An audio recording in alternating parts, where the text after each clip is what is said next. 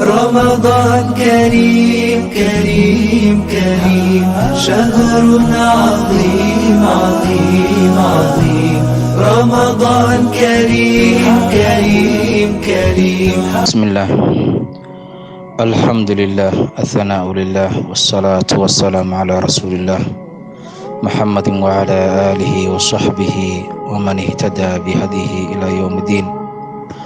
السلام عليكم ورحمة الله وبركاته. أخواني في الله، waxaan iska bilaaban doonaa maanta insha Allah biidni Illaahi tacaala xalaqaat min xalaqaati ramadaan aan kusoo guda jirnay. waxaan leenahay bacd acuudu billahi min ashaytaani rajiim. yaa ayuha aladiina aamanuu ittaquu llaha xaqa tuqaatihi walaa tamuutunna ilaa waantum muslimuun. وقد قال سبحانه وتعالى يا أيها الناس اتقوا ربكم الذي خلقكم من نفس واحدة وخلق منها زوجها وبث منهما رجالا كثيرا ونساء واتقوا الله الذي تساءلون به والأرحام إن الله كان عليكم رقيبا. فقد قال سبحانه وتعالى يا أيها الذين آمنوا اتقوا الله وقولوا قولا سديدا يصلح لكم أعمالكم ويغفر لكم ذنوبكم ومن يطع الله ورسوله فقد فاز فوزا عظيما. أما بعد فإن أصدق الحديث كتاب الله وخير الهدي هدي محمد صلى الله عليه وسلم وشر الأمور محدثاتها وكل محدثة بدعة وكل بدعة ضلالة وكل ضلالة في النار. أعاذني الله إيانا وإياكم من الفتن والضلالات. السلام عليكم ورحمة الله وبركاته. إخواني، قال العلماء الصائمون يأكلون ويشربون والناس جيعان. waxay culamada ay leeyihiin الصائمون dadkii soomanaa ifka markii la joogay soomanaa yaakuluuna wayashrabuuna way cuni doonaan waana cabi doonaan wannaasu dadkuna jiyaac iyaga oo markaa ay gaajaysan yihiin fi lmaxshar ilaahay subxaanahu watacaala hortiisa marka la taagan yahay ee maxsharka la joogo ee yowma alqiyaama maalinta yowma alqiyaamaha la joogo iyagoo daliishanaya aayadda alla subxaanahu watacaala uu ilaahay leeyahy subxaanahu watacaala kuluu washrabuu hanii'an bima aslaftum fi alayaami alkhaaliya. cuna oo caba buu ilaahay leeyahy subxaanahu watacaala iyadoo hanii'an laydinka dhigay mid laydii haneeyey oo niyad furan iyo qalbi furan laydinku siiyey oo laydinku diyaariyey, taasoo weliba ay tahay wixii aad hore usoo marsateen ayaamihii hore ee tegey aad hore usoo marsateen ee ahayd inaad ka soontaan allah subxaanahu watacaala magaranaysaa dartii aad u soontaan allah subxaanahu watacaala wejigiisa aad uga tagtaan cuntadiinni iyo sharaabkiinni iyo tamatuciinni aad ku tamatuci lahaydeen adduunka korkiisa si dadka kale ugu soo tamatucayeen. culimmadu marka waxay leeyihiin innahaa nazalat fi hadihi saa'imiin. aayaddan laftigeedu waa sabab nasuulkeedu waxa weeyaan dadka sooman ayay u soo degtay oo ka sheekaynaysaa uguna bishaaraynaysaa. waaye maxaa haddaba aynu aayadda ka faa'iidaysanaynaa walaalayaal? adduun korkiisa markaad noqoto mid ku samra, ilaahay subxaanahu watacaala ajar iyo xasanaad kaga dalba, dembi dhaaf ilaahay kaga dalba, janno iyo daacad ilaahay kaga dalba, shay kastoo ilaahay subxaanahu watacaala kaa xaram yeelay oo aad ka soontay laguri aad ka soontay il, af, dheg, calool intaba aad ka soontay ood u xidhay ood u soomisay alla dartii subxaanahu watacaala, ood haddana ugu dartay xubintaadii taranka ahayd inaad reerkaagii iyo ehelkaagii aad haddana kala soonto ood kala fogaato oo alla dartii subxaanahu watacaala taana aad u yeeshay. intaas markaad adduunka kusoo samirtay, adigiina maanta waxaad noqonaysaa mar haddii yowma alqiyaamaha ilahay hortiisa aad tagtay, fadliga ramadaanta waxaa ka mid ah in haddana aan markaaba aanad gaajana ku joogi doonin oona ku joogi doonin halkay dadka kale gaajo kaga joogaan oona ay kaga joogaan.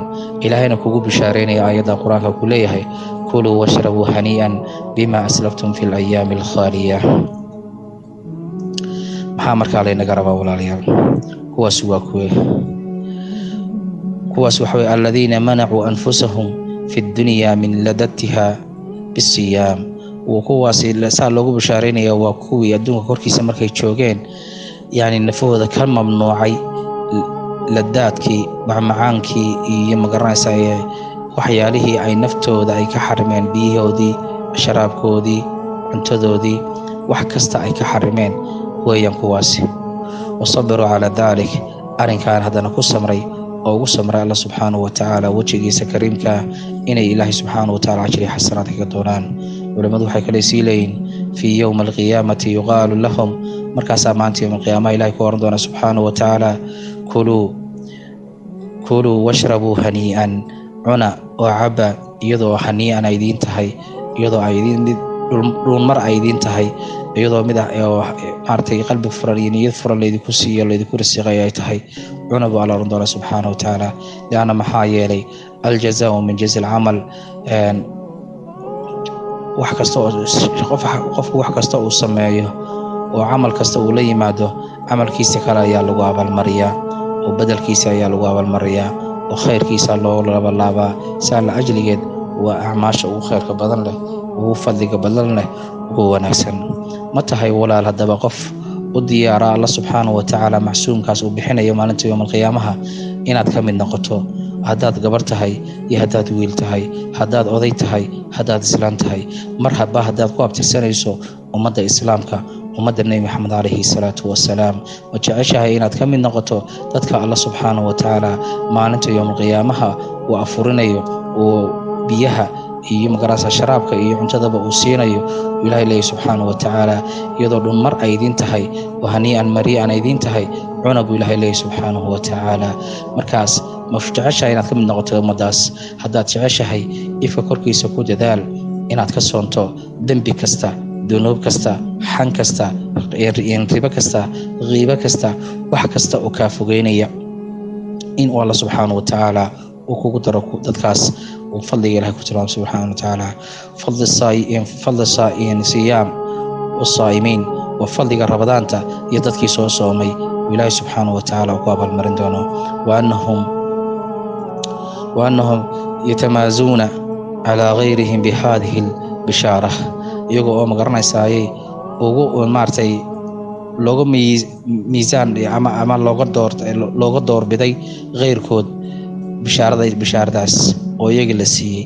inaad haddaba noqoto kuwii loo doortay bishaarada caynkaasa, haddaad rabta inaad ka mid noqoto, carabkaaga ka soom, oo xanta ka ilaali, oo beenta ka ilaali, oo maaragtay cayda ka ilaali. lianna maxaa yeelay caydu sideedaba diintaadana way kaa fasaxadisaa, soomkaagana oo kaa fasaxadiyaa. rasuulku wuxuu leeyahay calayhi salaatu wasalaam sibaabu muslim fasuuqun wa qitaaluhu kufrun, in qofka bilo-aadmiga inaad caydaa waxay kugu sababtaa inay diintaada kaa fasahaadiso iyo iimaankaaga ay kaa fasahaadiso. dilkiisa dishana wuxuu sabab kaaga dhigaa inaad alla subxaanahu watacaala ka fogaato, oo ilaahay subxaanahu watacaala kuwa uu markaa ilaahay aanu markaa rumaynin aad ka mid noqoto markaa, walciyaadu billaah. waxaa kaloo markaa meesha yaalla oonu ka faa'iidaysan karnaa culimmada hadalkooda, waxa weeyaan fadliga soomka uu leeyahay inuu marnaba aan kugu ilaawi doonin ifkii aad ku camal samaysay oo keliyaata, aakhirana uu kuu doodi doono uu alla subxaanahu watacaala agtiisa carshiga ilaahayna uu kaaga doodi doono agtiisa, ilaahayna subxaanahu watacaala fadligiisa kugu abaalmarin doono. waxaa kaloo bartaa ku jira siduu nebi maxamed baynoo sheegay calayhi salaatu wasalaam inuu albaab rayaan la yidhaahdo uu isagu gaar leeyahay, oo cid kastoo isaga alla dartii uu subxaanahu watacaala ugu soo camal samaysay soomkaas adduun korkiisa, aakhirana looga yeeri doono albaabkaas oo la leeyahay soo gal ya asaa'imiin wasaa'imaat, raggii soo soomay iyo dumarkii soo soomayow alla dartii subxaanahu watacaala usoo gutay cibaadadaasow soo galabo jannada ilaahay subxaanahu watacaala albaabkan kasoo gala baa leeyahay.